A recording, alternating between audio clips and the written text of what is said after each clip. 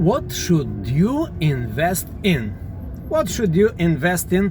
Was the question that I asked the kids yesterday. Actually, I was yesterday here right in Times Square, and I decided to play a little game. So I asked the kids, imagine that tomorrow you have $1.4 billion from the lottery and you have to invest. Wow, and I was surprised to hear their answers. You know, these are smart kids. These are kids that now they are studying and they are working. Tomorrow they will be CEOs of companies, doctors, lawyers, very, very clever kids. Some of them makes a lot of money right here in Times Square. Here is one. You see this one that is crossing? That's one of these kids that I asked. What should you invest if you have plenty of money? Now, listen to the answers. One of the kids said, real estate. The other one, nah, that's Bitcoin. One kid was very smart and he said, I'm gonna solve a big problem. A big problem of the world. Maybe the garbage in New York City. Another kid say, we need to solve bigger problem. The problem of anti-gravity.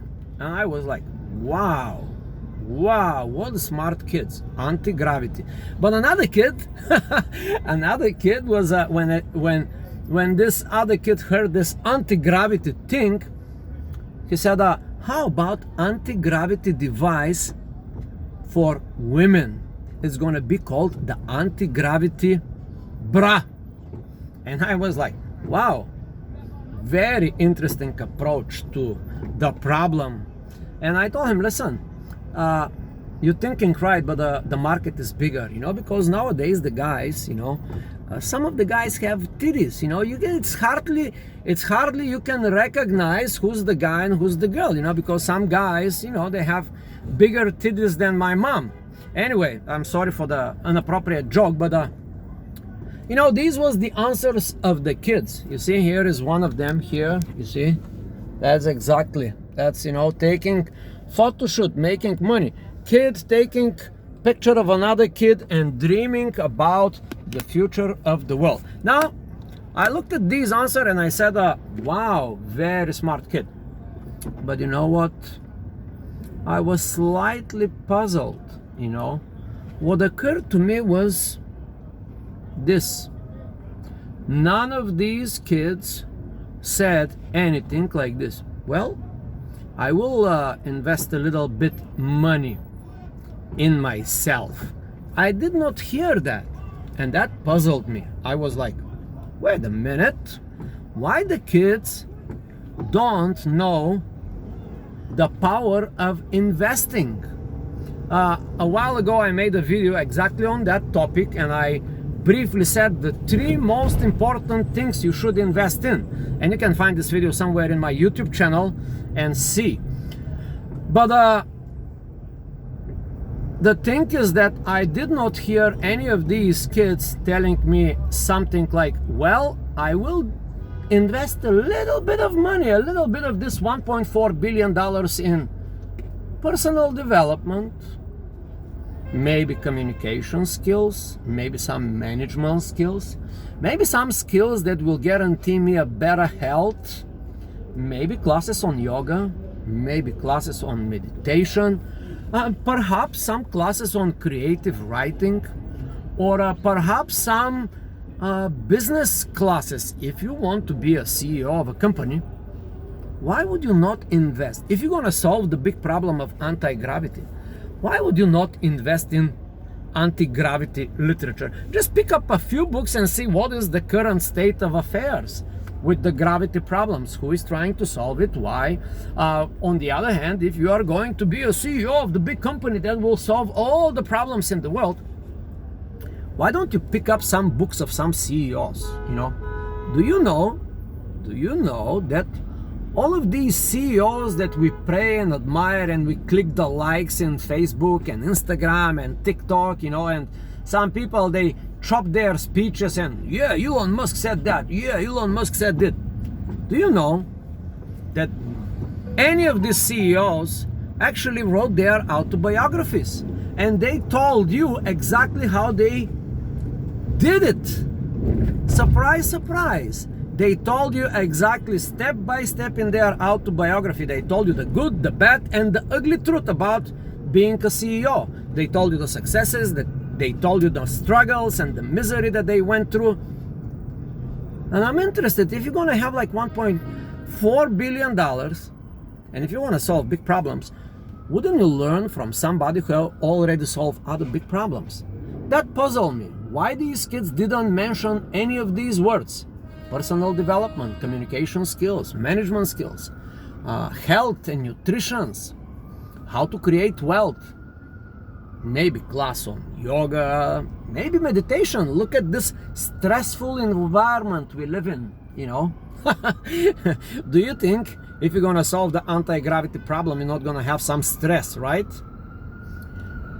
So that's my 5 minutes, 6 minutes already. This video is not a TikTok, but I'm gonna put it in TikTok anyway, and probably in my YouTube channel. And if you're a kid that have big dream, I can tell you one thing. This is 100% guaranteed formula. I will tell you how people move. That is essential. People, I mean, all people basically move for two major reasons. Listen to this very carefully. They move for two major reasons. They move, I mean physically move.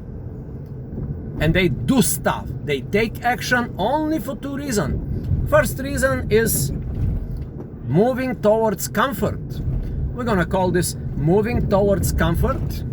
Better future for your family, better future for yourself, better future. That means like you move to a bigger house because you have more space and you can organize your office there, you know. Moving towards comfort, getting a bigger house, getting a bigger car, getting a better environment, getting a better friend. Wow, that would surprise you. People move towards comfort. But here is the kicker. People most likely will move towards discomfort. In matter of fact, 80-20 Pareto principle works just in that way. You know, that's a cool observation of the Pareto principle, working on taking action. 20%, only 20%. And I always said in my video that the Pareto principle is no longer the 20-80 rule. It's actually more like 95-5. So here is the new Pareto principle. When you have to motivate someone, when you have to make a kid take some action towards their big dreams, they mostly move away from discomfort. So really, if you want to motivate a kid to do a big thing, it's not giving him all the comforts in the world. Actually, if you have a kid and if you give him all the comforts, you actually are doing him the biggest disfavor. You are actually creating a lazy, moronic kid in your life. You are actually, if you're a parent, if you give these comforts to the kids, I'm not saying you should not give them comforts, but all I'm saying, what you are doing, you are actually spoiling your kid. And that is the bitter truth of today's little 8 minutes video. Oh, that would fit. So now, let me close on this. The biggest and the best investment, first and most, is investment in yourself. How many books did you read? How many classes did you take? How many lectures? How many seminars? How many people? How many people that went before you and created great wealth, great success, and shared to the world and actually changed the world? How many of those you personally know? How many of those you follow? And how many of those you actually took a time to see that actually they did some autobiography and you did not read it? I don't know why.